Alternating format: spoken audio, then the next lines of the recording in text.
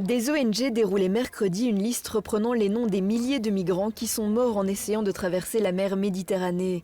Ils l'ont installé devant la Cour européenne des droits de l'homme, où la requête d'une famille syrienne était examinée suite au rejet par la Belgique de plusieurs demandes de visa humanitaire faites dans son ambassade au Liban. Notre première attente, c'est que la Cour rappelle qu'il n'y a pas de dignité humaine différente selon l'endroit où on se trouve, mais que tous ont un égal accès à la dignité humaine.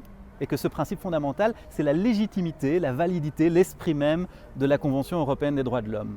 La deuxième attente, c'est que la Cour rappelle que le droit est premier et que faire prévaloir la force en refusant de respecter des décisions de justice, c'est sortir gravement des règles de l'état de droit.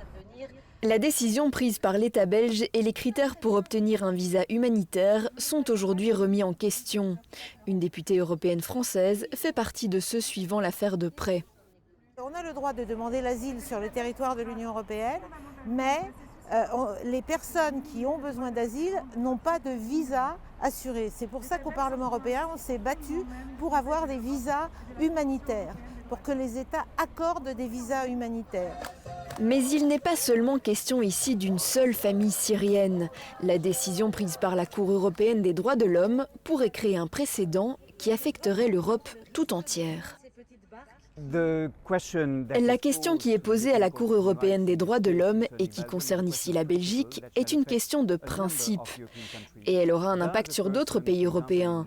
Par exemple, une personne originaire de la Libye, du Maroc ou de l'Algérie et demandeuse d'asile dans ces pays, est-ce qu'elle mérite d'être protégée par les pays membres de l'Union européenne? C'est la question posée à la Cour.